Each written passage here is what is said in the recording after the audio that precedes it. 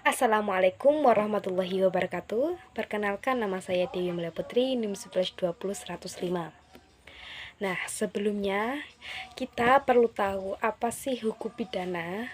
Menurut Profesor Moljatno, hukum pidana adalah bagian dari keseluruhan hukum yang berlaku di suatu negara yang mengadakan dasar dan aturan untuk menentukan perbuatan-perbuatan mana yang tidak boleh dilakukan dan dilarang, dengan disertai ancaman atau sanksi berupa pidana tertentu bagi barang siapa yang melanggar tersebut.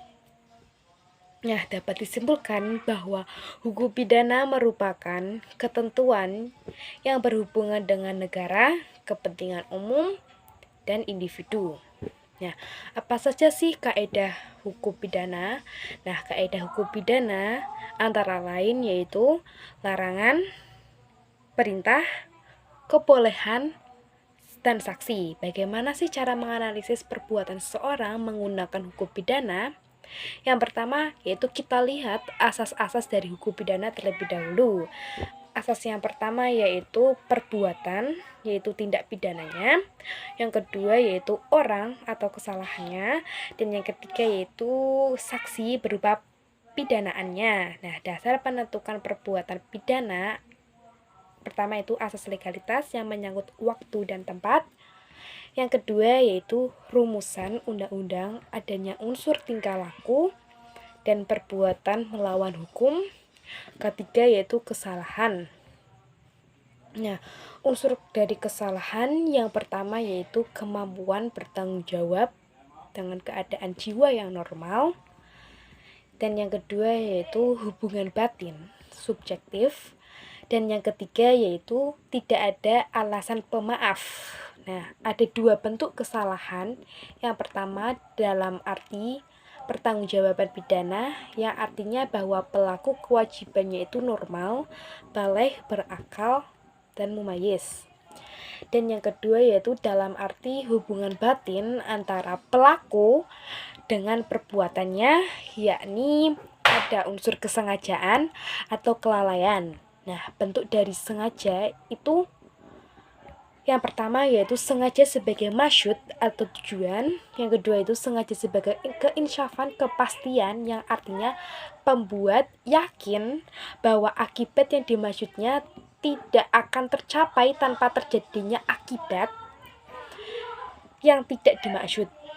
Dan yang ketiga yaitu sengaja sebagai keinsafan, kemungkinan, yang artinya pembuat itu sadar bahwa mungkin akibat yang tidak dikehendaki akan terjadi untuk mencapai akibat yang dimaksudnya. Dan yang keempat yaitu pertanggungjawaban pidana. Dan yang kelima yaitu adanya kausalitas, bahwa perbuatan pelaku menyebabkan akibat yang tidak diinginkan oleh undang-undang. Subjek dari tindak pidana adalah manusia. Syarat untuk memidanakan yang pertama yaitu ada tindak pidananya, kedua ada kesalahan. Nah, secara teoritis seorang dapat dipidana apabila memenuhi beberapa unsur syarat. Nah, unsur-unsur syaratnya yang pertama yaitu pemidanaan, yakni dipidana karena perbuatan, dan kedua yaitu dapat dipidanakan orangnya atau pelaku. Nah, unsurnya itu pertama adalah pemidanaannya, yang kedua itu pelakunya. Terus jenis-jenis pidana menurut Pasal 10 KUHP ada dua, yaitu pidana pokok dan pidana tambahan. Nah, yang termasuk dalam pidana pokok meliputi pidana mati yang terdapat dalam Pasal 11 KUHP. Terus pidana penjara terdapat dalam Pasal 12 KUHP. Kurungan terdapat dalam Pasal 18 KUHP, denda terdapat dalam Pasal 30 KUHP, dan tutupan terdapat dalam Pasal 22 Undang-Undang Nomor 20 Tahun 1946.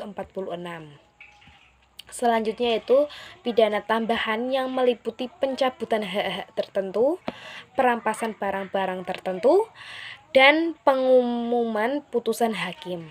Nah, harapan saya mengenai hukum pidana material di Indonesia semoga tidak condong ke kanan dan ke kiri, yang artinya hukum di Indonesia itu lebih diperketat lagi dalam menghukum dengan menegakkan keadilan dan tidak menerima suap. Biasanya kan kalau ingin bebas itu belakangnya itu menerima suap. Nah, itu kedepannya semoga Indonesia tidak menerima suap lagi. Terus dalam memidanakan seseorang itu harus memperhatikan kesalahannya, tidak asal ceplos-ceplos gitu. Sekian dari saya. Wassalamualaikum warahmatullahi wabarakatuh.